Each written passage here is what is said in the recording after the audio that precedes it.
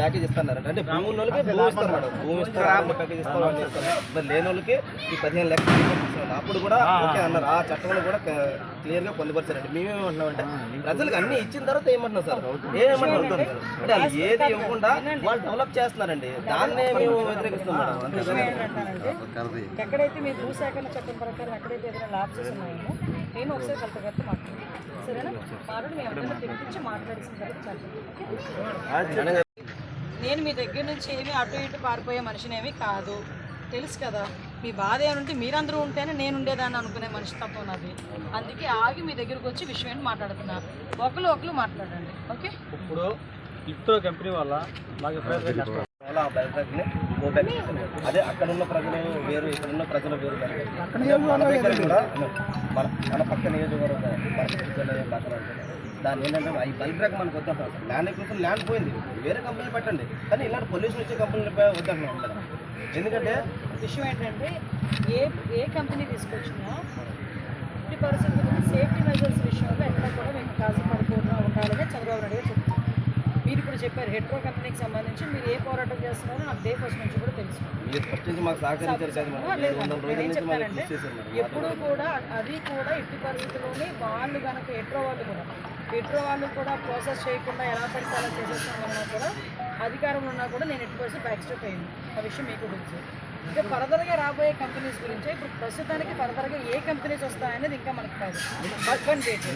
Bulk drug ఏపీఐఎస్కి సంబంధించి ఇప్పుడు layout వేస్తున్నాం.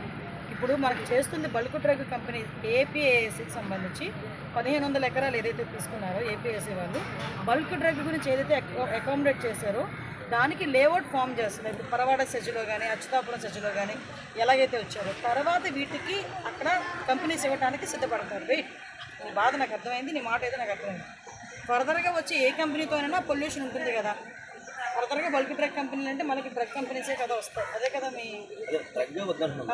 సో దానికి నేనేమంటానంటే ఫర్దర్గా వచ్చి ఏ కంపెనీస్ అయినా మీతో మాట్లాడకుండా మిమ్మల్ని ఏమి కన్సల్ట్ చేయకుండా ఇక్కడెక్కడ ఏమి చేయలేం కదా.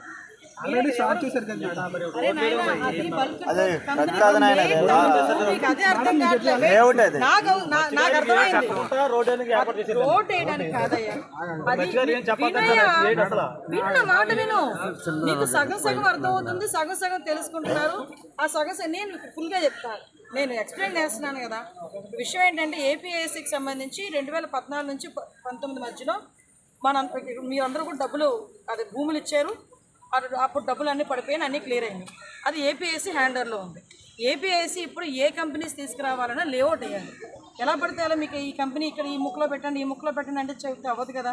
దానికి సంబంధించి ఇప్పుడు వాటికి లేఅవుట్ ఫామ్ చేస్తున్నారు. అంటే జస్ట్ లేఅవుట్లో రోడ్స్ ఫామ్ చేయడం, వాటికి ఇన్ఫ్రాస్ట్రక్చర్ డ్రైన్స్ ఫామ్ చేయడం అవన్నీ కూడా ఇప్పుడు చేస్తున్నారు. కంపెనీ వినండి, కంపెనీ ఏమొచ్చినా మళ్ళీ మీ పంచాయతీ అప్రూవల్స్ కానీ మీ అప్రూవల్స్ కానీ ఏమీ లేకుండా అక్కడ ఏమి ఎస్టాబ్లిష్ అవ్వదు కదా. ఆల్రెడీ నేను న్యూస్లో చెప్పారు కదా madam, already bulk drug company నీకు అర్థం కావట్లేదు. బల్క్ డ్రగ్ కాదు, బల్క్ డ్రగ్ కంపెనీ అంటే నీ ఉద్దేశం ఏంటో చెప్పు. జనాలు లాంచ్ చేసే కంపెనీ మేడం, కలిసితో అయిపోతుంది మేడం మొత్తం అంతా. ఏ చెప్పు కూడా కాదు, బొలుము దూరితే ఒక కొమ్ము దూరిపోయాడు. అలాంటి రోజు ఇవాళ ఉండిపోయావు. ఇదే క్యాన్సర్ సర్పంచ్ చనిపోయాడు. మానేటోళ్ళు ఎంత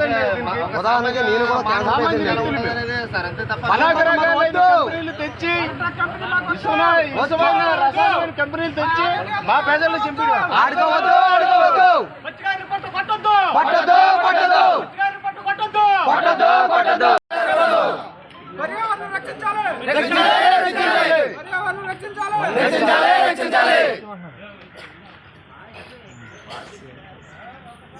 సందర్భాల్లో పోరాటం చేసే దాంట్లో నేను ఉన్నాను కదా.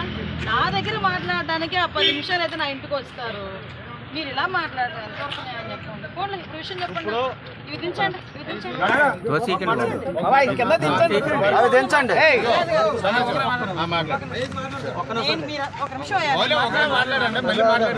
ఒకరు మాట్లాడండి. వేరే దిక్కలకి వలసలు పోయి బతకడానికి ఊర్లు వేసుకుని ఇక్కడ తెల్లి పిల్ల అందరూ లేచి ఎక్కడికి వెళ్ళి బతకొచ్చే అవసరం మాకు వచ్చింది. ఇప్పుడు ఉన్న కంపెనీ వల్లే మాకు ఎప్పుడైతే నష్టం జరుగుతుంది.